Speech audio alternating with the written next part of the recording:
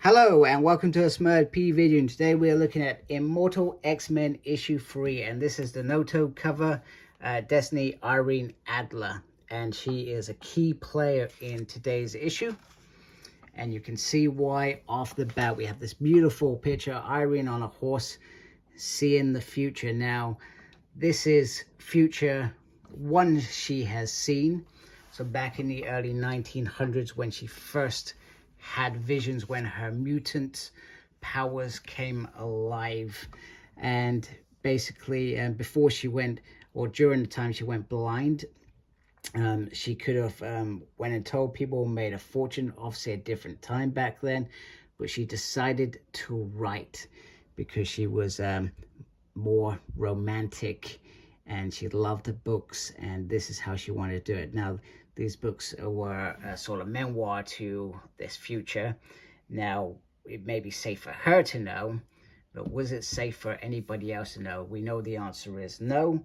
When you go back to Extreme X-Men's The Hunt for Destiny's Diaries, and they're trying to change the future, etc. Now she is getting a second wave of the future. She is seeing what is going to happen next. Now she is back, and you got to remember, she's been transformed into a younger body, vital body, a body that was probably about the same sort of age as when she first manifested her abilities. So once again, she's going through this terrifying ordeal, and probably just trying to take it in and survive, I guess is the word. I don't know if any of you watched Angel the Vampire. Cordelia, after Doyle died, she used to get visions, and they would be painful and brutal and sometimes actually physically harm them. This is sort of similar, etc. And now these visions are potential future. That's the way that I look at it. They're not always set in stone, and Destiny has shown, and the X-Men have shown from time to time, that futures are not written in these visions. So Emma Frost is trying to assist and reminding Mystique she's on her side, etc. And she sees that what she's going for. There are council meetings that need to happen as well. Very important meetings. However, Storm is off world, so if you need to stay with Irene, you stay with her. And White Queen try makes some wisecracks to, I think, get a smile, and Irene says, Irene was the only person that could make me smile. That's a beautiful word. Their love is important, and perhaps as an X fan, we don't always see it. We only saw Mystique when she was going off the deep end. Sometimes we take for granted how powerful love is. If your wife was murdered, because Irene is her wife, and she was murdered by Legion, would you would lose your crap and do even more crazier stuff than perhaps you would have done before. So we get this first meeting between Irene and Raven, and the first time she made Mystique laugh was when she confessed, embarrassed, that she walked into this room knowing she would fall in love with Raven, and that's how it began, their story together. And you've got to remember as well that back in those early 1900s, or whenever it was that they first met, gay or lesbian would have been frowned upon, perhaps even resulted in people getting stoned, killed, murdered, etc. Whereas now it's not perfect. Let's be honest, it's not perfect today's and age. There is still a lot of bigotry out there, but it is more accepted nowadays than it would have been back then. So, for example, my daughter is bisexual. She told us, no big deal, crack on. She's got a missus now. So we get these first tales. So the next part of the story is talking about how these things work. So there are certain things that will happen, but then there are certain elements that can be stopped. However, by doing certain things, you could ultimately still create this future that she has seen. So it's the butterfly effect. You go back to prehistoric, you step on a butterfly, caveman doesn't exist. That's mental, by the way, but you understand, I guess. And once again, we get this feeling that from Irene that she would have done anything for this relationship, this you know, and however, she knew for the future to happen, Krakoa to happen, she had to die. And she perhaps didn't understand why back then. She knows why now. It's around Moira, because if she killed Moira, that would have prevented Krakoa from existing. But by Destiny dying instead, at that moment in time, Krakoa exists, because eventually Mystique kills Moira, which resets everything, and that gives Moira this opportunity for this future. That's how I've kind of seen it, even though there was multiple years in between, etc. That's kind of how I saw it. I could be completely wrong. It's the only way that I'm trying to figure these things out, etc. But she knew she was going to die, and she didn't tell her wife. However, now perhaps is a different story. In Mystique's mind, she feels that the agreement with them is, if she is going to die, she will tell Mystique. And of course, we have resurrection protocols that can now come about. We also get a moment earlier around with the White Queen and Mystique, and about trusting Charles Xavier. None of them do. None of them can do. And you can feel this political tension, and it's going to rise at some point and explode. And I look forward to that exploding, because if you remember Xavier in his early days, even when he just had X-Men, he would be that headmaster. He would be making those decisions and questioning them if they made decisions outside of his. And even now, he questions what they want to do. Now, things start unraveling from Raven at this point, because Hope mentions about the helmet. Then Sinister follows up and says, "Hey, somebody wanted Destiny's DNA. Oh, I wonder who that could be."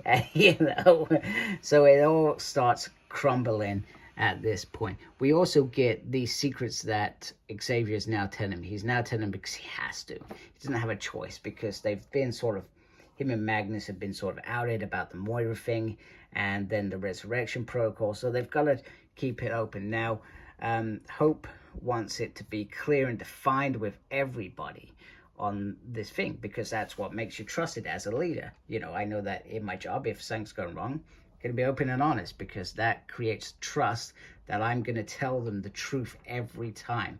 And even Kurt agrees with that, much to Xavier's dismay. So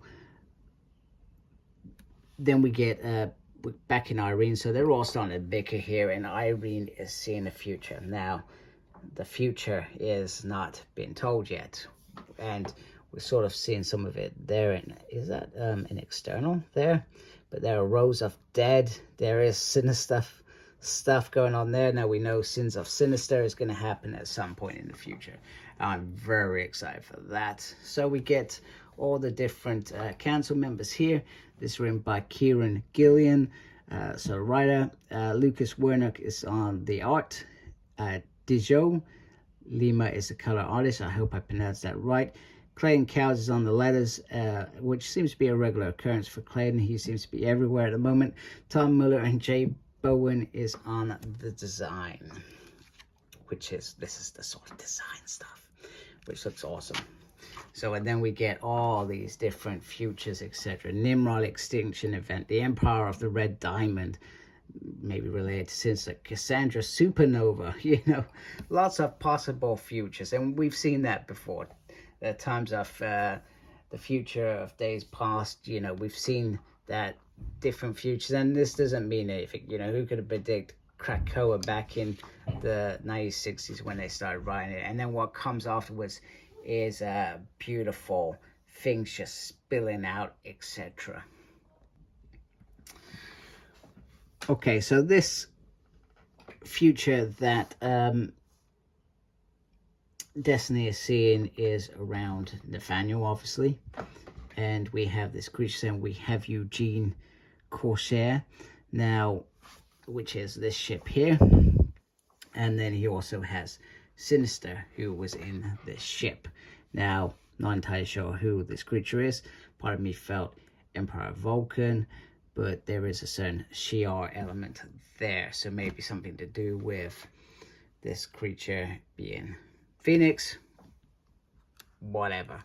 Something is happening. Anyway, he talks about loopholes and getting out of it. And if I'm gone, then it's dark. Now, what this means is if he dies, the timeline can be destroyed. He has created some sort of loophole, and that is perhaps the clone of Moira. So that's what I think Destiny discovers here.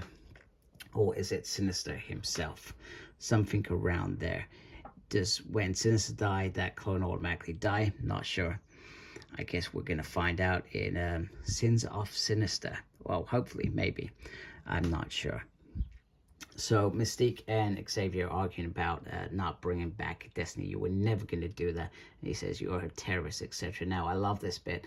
Kid Pride comes in there. Wow, Chuck, that's some real Professor Xavier is a jerk energy you've got going on there. And then this is where Professor Xavier's God complex comes into play again. He's a little tired of everyone judging him, Moira and Eric, for what we did to give you paradise. You know, that is God complex right there. But he also says that he is not a dictator. That is not what he is about. But sometimes it does certainly feel like that in this book or in this series. So there we have it. Now, he also says to everyone that, you know, Mystique has her own needs, and can we seriously consider keeping that on the board, because that is Mystique. She has her own agenda, like some of the others, etc. But Destiny comes in saying there is a war coming in weeks. We must fight for our immortality, and that is what's happening in Avengers, X-Men, Eternals right now. That is about this future, etc. Now, there's another part to this where she is saying that I can see the future and I can help. I am here to help. I've never been more about the mutant kind and the future than I am now, etc. However, they want some sort of reassurance that this is not a trick and being manipulated, etc. as a cancel. And so she asks for trust. I don't want anybody in my head, because then I guess you could be swayed by that information as well. Do you know what I mean? It's quite possible. So she's asking for faith, which Exodus jumps in saying, you know, asking for our faith is a big thing to ask for. And she says, well, you believe in mutant prophet. I am that. So by that, she starts winning them over. This is the moment she starts winning them over. And I feel like it is not for personal purpose. This is about the future. This is about Nathaniel holding some cards that nobody else knows, but she knows. And she's being very careful not to reveal that she knows this. And can he know that? You know, I mean, he doesn't know the future. He's planning for the future. He's planning for his own agenda. But he doesn't know the future. He doesn't know that she knows that a Moira clone exists. So she's going to write. She's going to write the next word of it. And then she asks Mystique if she trusts her. Now, there's some real beautiful moments in these last couple pages. Because Mystique says, if the world was to come to dust, the last thing remaining would be my trust in you. That is love right there. You know, you trust your partner with everything, you know. That is what love is. It's not just all the kissies and the fun stuff. There has to be that trust, that relationship. I know you're going to have my back when I need it. And we get this beautiful moment, and we know what happens next. Beautiful kiss moment, which, you know, once again, we I personally took this relationship for granted because they were the bad guys. They were considered the bad guys. So I never actually really took the time to appreciate what a relationship these two have. You know, they would have been together during times of real prejudice, you know, and trying to keep that sacrifice, etc., to create this future, etc. So one thing she says to Mystique now, once I finish writing it, keep the book safe, but don't ever read it. Now, this was the moment that got me. I mean, it got me. You know, sometimes when I read comics, things get me, and this got me because every future that she saw shared something in common. Destiny knows that Mystique is not in any of them. She is not in any of the future. There is no future for Mystique. Not in any way that counts. So she's riding this broken-hearted, and that's what got me, because the moment I read that, I was like, whoa, damn, you know, because this whole issue has been a love story, showing how strong their love is over a century. Well, depending on what time era you think we're in comic world. You know, they've been together a ridiculous long time. That love is powerful, and she knows that she's about to lose that at some point in the future, and she's willing to give it up for mutant kind. She's not telling anyone. She's not trying to prevent it. She will let it happen, the same as when she let her death happen. So finally these two get back together again after a massive period of Destiny being dead, and this is the first thing that happens. I feel like I wish back in the day when Destiny died the first time round, that there was a bit more story time for Mystique to understand that relationship back then. Do you know what I mean? Because I don't think I ever, when they were first, the New Brotherhood turned up, I don't think I ever acknowledged or realized that those two were together. And I think even after, when she died, I still think for a long time I didn't realize that they were together. So, you know, and that's the thing with comics, isn't it? You know, different writer, different time. And it would have been a different time back then in the 80s, the late 80s, when I think she died, or early 90s. I can't remember. It's late 80s, early 90s. It would have been a different time. Freedom Force, they were part of that for a long time. You still feel like perhaps there could have been a little bit more character development shown around them. And maybe it's just where I haven't read it for a long time. And now with the announcement that we got Uncanny X-Men Volume 5 coming out next year, thank you, Near Mint Condition, for sharing that. Maybe the time is to go back at some point next week and start reading from the beginning for me, and, you know, enjoying those early days. Anyway, I hope you like my video. If you do, please subscribe to my channel. I really appreciate it. Thank you for watching. Make sure you look up yourself, very important. And thank you to those that already subscribed. And that was Complete Hash and Mess, and Embrace Geekiness. Take care. Bye-bye.